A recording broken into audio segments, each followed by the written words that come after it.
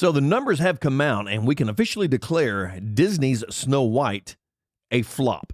That is right. This movie has ended up being a turd, which we all said that it would be, being that Disney has been absolutely on the woke train and apparently has forgotten how to make movies that people actually want to see.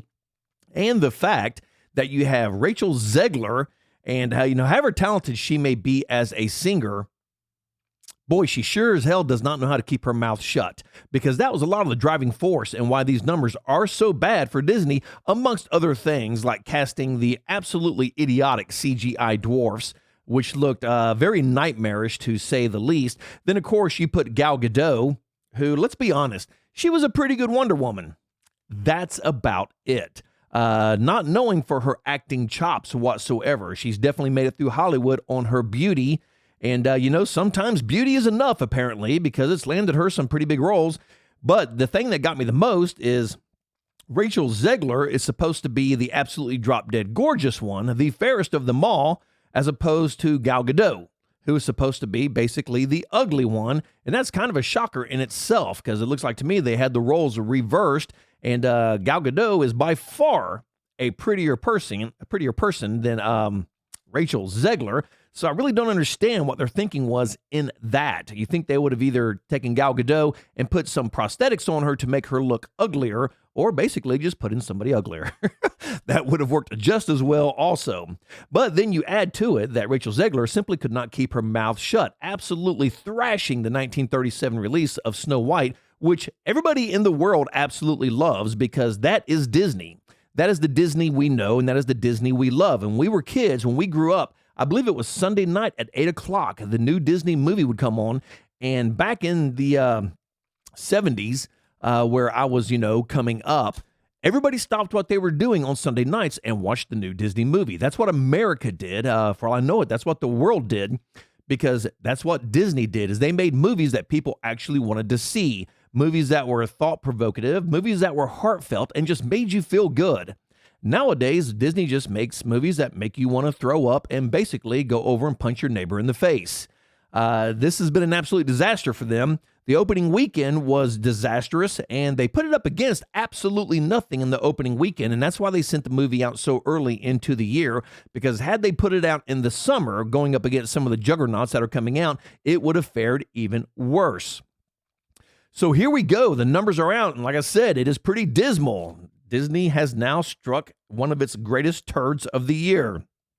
Snow White opened in the U.S. and Canada to 43 million in ticket sales, still coming in first place at the domestic box office, according to studio estimates, because it was going up against nothing. It cost an estimated $250 million to make. The movie grossed $44 million overseas for a total global debut of $87 million. Now, as you know, for Disney, that is absolutely abysmal. That is disastrous for Disney, especially.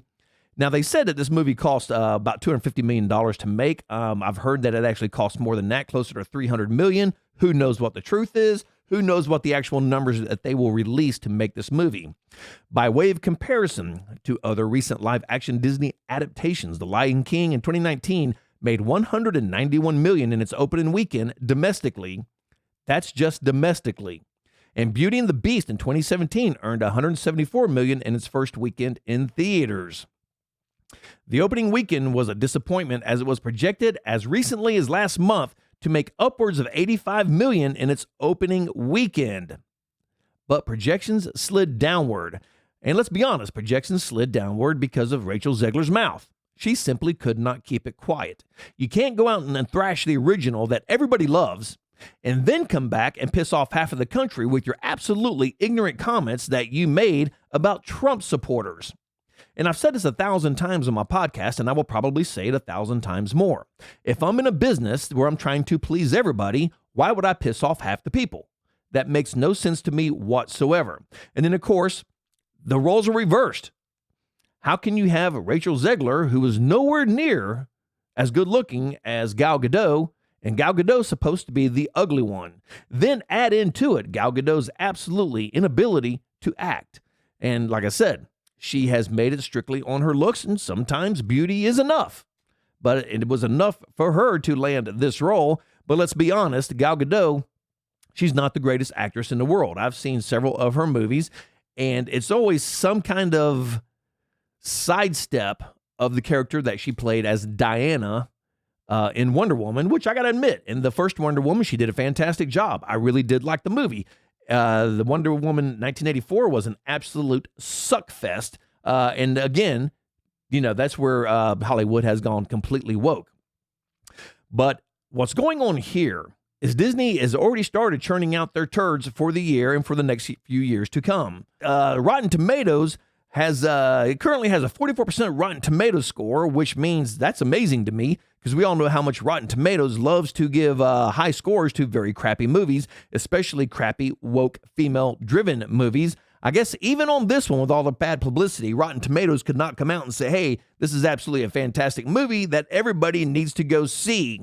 So it is official. Like I said, Snow White has absolutely hit the turd.